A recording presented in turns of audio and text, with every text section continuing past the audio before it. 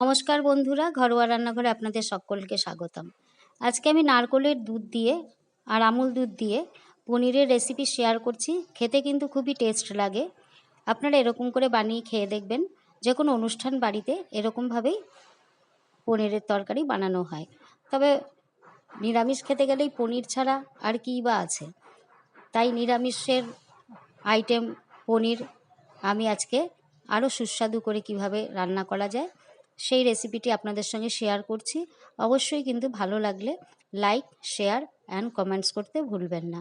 আর আমার রেসিপিগুলো যাতে সবার কাছে পৌঁছায়, আপনারা আত্মীয় স্বজন বন্ধুবান্ধবের সঙ্গে কিন্তু অবশ্যই শেয়ার করবেন। 200 গ্রাম পনির আমি টুকরো টুকরো করে নিচ্ছি। বটি দিয়েই কাটছি, কারণ আলুটাও বটি দিয়ে কাটতে হবে। আর তাছাড়া আমি সমস্ত কিছু প্রায় বটি দিয়েই করি, কারণ আমি ছুরি দিয়ে একদম কাটতে পারি না। ছুরি দিয়ে কাটতে গেলে আমার শুধু ভয় ভয় করে, মনে হয় যেন হাতটা কেটে যাবে, হাত কেটে যাবে। সেই জন্য আমি বেশিরভাগ ছুরিটাই ব্যবহার করি না, বটি ব্যবহার করি। যাই হোক, পনিরগুলো আমার কাটা হয়ে গেছে। আপনারা যেরকমভাবে টুকরো করার সেরকমভাবে করবেন, এর থেকে ছোটও করতে পারেন। এবার আলুটাকেও আমি কেটে নিচ্ছি। যেরকম পনিরের সাইজ হবে সেরকম করে আলুটা দিলে পরে সবজিটা দেখতে ভালো লাগে। একটু বড় টুকরোগুলো করেছি বলে আলুটাকে আমি 8টা টুকরো করে নিচ্ছি।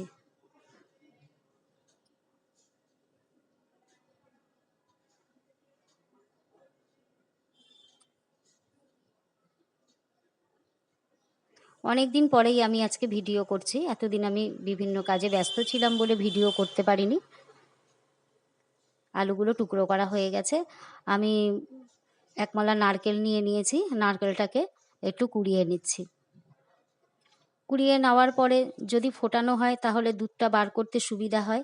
তবে আমি কুড়িয়ে নেওয়ার পরে এটা মিক্সিতে দিয়ে ভালো করে পেস্ট করে তারপরে আমি দুধটা বার করে নেব। পনিরের মশলা হিসেবে আমি নিয়েছি কটা কাজু, চালমগজ আর আদা আর 3-4টে শুকনো লঙ্কা আমি এখানে দেব। পনিরটাকে প্রথমে আমি একটু নুন হলুদ মাখিয়ে অল্প তেলের মধ্যে 1 মিনিটের জন্য একটু কাঁচা গন্ধটা যাবে এরকমভাবে একটু ভাজা করে নেব মিডিয়াম আঁচে। কারণ পনিরটা বেশি যদি ভাজি আমি তাহলে কিন্তু শক্ত হয়ে যাবে। সেই জন্য আমি মিনিট খানেক একটু নাড়াচাড়া করে নিচ্ছি।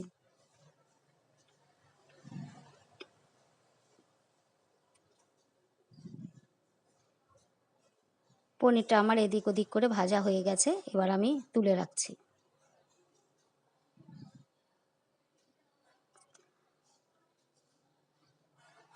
ডুমো ডুমো করে কেটে রাখা আলুগুলোকে একটু লবণ আর আবার হলুদ দিয়ে মিডিয়াম আঁচে ভাজা করে নেব, যাতে একটু আঁচ সিদ্ধ হয়ে যায়। এটা একটু চাপা দিয়ে দিয়ে ভাজলে পরে কিন্তু ভেতর থেকে সুন্দরভাবে সিদ্ধ হয়ে যাবে।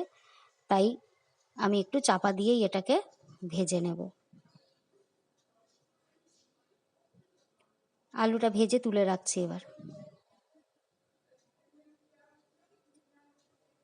এবারে কড়াইয়ের মধ্যে আরেকটুখানি তেল দিয়ে দিয়েছি। এবার দিচ্ছি 2টো তেজপাতা, সামান্য একটু জিরে। আদাটা আলাদা পেস্ট করেছি, সেই আদার বাটা এর মধ্যে দিয়ে দিচ্ছি। থালাটা ধুয়ে সামান্য একটু জল এখানে দিয়ে দিচ্ছি।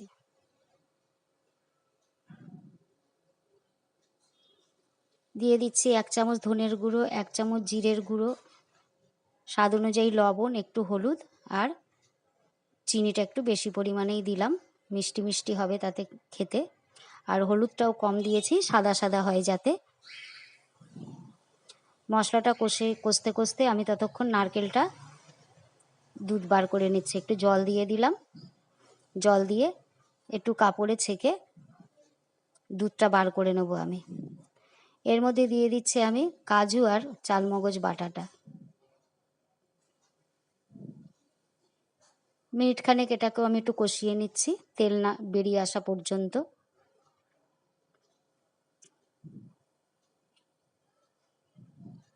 এবারে এর মধ্যে আমি ভেজে রাখা আলুটা দিয়ে দিচ্ছি। একটু সামান্য কষিয়ে নিচ্ছি আলুটা।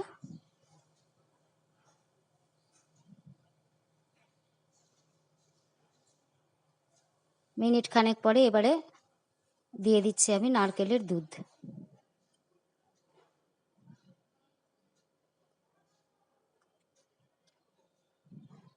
আমি একটু লিকুইড দুধের মধ্যে আমুল স্প্রে গুলে রেখেছিলাম, সেটাও এর মধ্যে ঢেলে দিচ্ছি।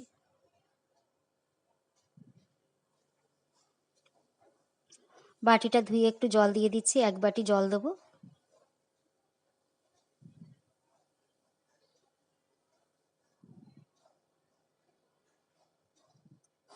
একটু সামান্য ফুটে উঠলে এবারে পনিরগুলোও দিয়ে দিচ্ছি আমি।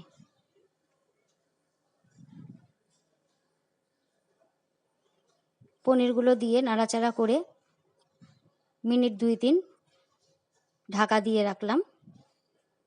2-3 মিনিট বাদে আলুটা যাতে সম্পূর্ণ সিদ্ধ হয়ে যায়, আলুটাও সিদ্ধ হয়ে এসছে। এবার একটু ঘি দিয়ে দিলাম এর মধ্যে, আর কসুরি মেথি হাতে ঘষে আমি এর মধ্যে দিয়ে দিলাম। যদি আপনাদের কাছে না থাকে তাহলে আপনারা এর বদলে গরম মশলাও দিতে পারেন, আর ধনেপাতা দিলেও কিন্তু খুবই ভালো লাগে খেতে। আমার কিন্তু পনিরের সবজিটা রেডি হয়ে গেছে। কমেন্টসে অবশ্যই জানাবেন রেসিপিটি আপনাদের কেমন লাগছে। বেশি বেশি করে শেয়ার করে আমার উৎসাহ বাড়াবেন। টেস্ট কিন্তু খুবই সুন্দর। Thank you.